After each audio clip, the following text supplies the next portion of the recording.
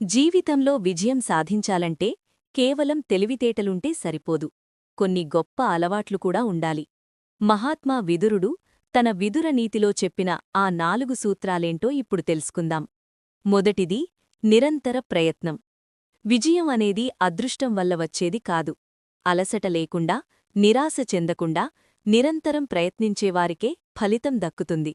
మీ కర్మ మరియు నిరంతర కృషే మీ విజయానికి అసలైన తాళం చెవులు.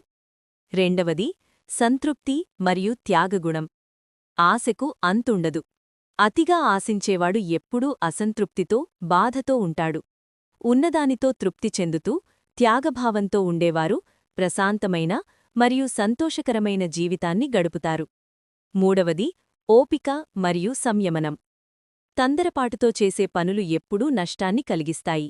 ఏ పనినైనా చాలా జాగ్రత్తగా, ఆలోచించి, ఓపికతో చేసేవారే నిజమైన విజేతలుగా నిలుస్తారు. సంయమనం లేని శక్తి వృధా అవుతుందని గుర్తుంచుకోండి. నాలుగవది నిజాయితీ. సత్యమార్గంలో నిజాయితీగా నడిచే వ్యక్తికి విజయం ఆలస్యమైనా అది ఖచ్చితంగా లభిస్తుంది. నిజాయితీనే జీవితానికి సరైన మార్గం. ఈ మార్గంలో నడిచేవారు తమ లక్ష్యాలను సులభంగా చేరుకుంటారు. ఈ 4 విదురనీతి సూత్రాలను మీ జీవితంలో అలవర్చుకోండి. విజయం మీ వెంటే వస్తుంది. మరిన్ని మోటివేషనల్ వీడియోల కోసం ఇప్పుడే సబ్స్క్రైబ్ చేసుకోండి.